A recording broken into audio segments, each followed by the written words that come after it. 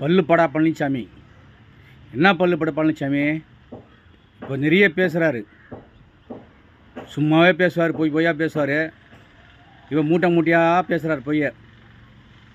Bus பெண்களுக்கு திமுக அரசு ஃப்ரீயாக கொடுத்த அரசாங்க பஸ்ஸை இவர் ஆண்களுக்கு ஃப்ரீயாக கொடுப்பாராம்.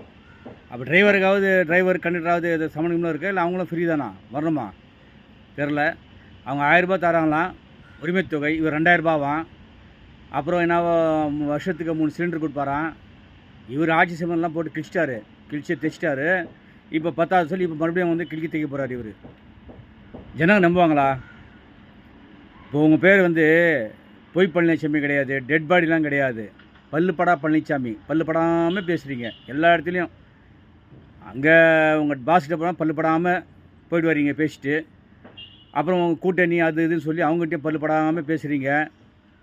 இவன் மக்கள்கிட்ட பல்லுப்படாமல் பேசுகிறீங்க. நம்புவாங்க ஜனங்க? ஆகாது, வேலைக்கு ஆகாது.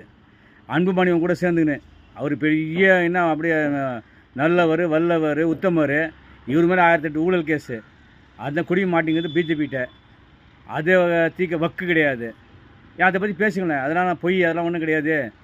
பிஜேபி எதுவும் பண்ண முடியாது, அதெல்லாம் பொய் கேஸு, நான் ஒடிச்சிருவேன், கிழிச்சிருவேன் சொல்லி.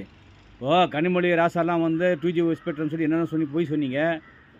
அங்கே அதுக்கு தண்டனையும் தேவையில்லாமல் தண்டனை பெற்று ஜெயிச்சு வந்தாங்களே வெளியே. பண்ணுங்களாம் பார்க்கலாம். முடியாது. இவர் செங்கோட்டையன் சொல்கிறாரு, விஜய் யாரை வச்சுன்னு பேசுகிறார், ஊழல்வாதி.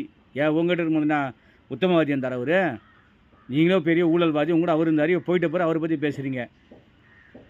என்ன பல்லுப்படா பழனிசாமி? நீங்கள் என்ன தான் பல்லுப்படாமல் பேசினாலும் மக்கள் ஒத்துக்க மாட்டாங்க. தேவையில்லாமல் எங்கே பார்த்தாலும் பல்லுப்படாமல் பேசாதீங்க.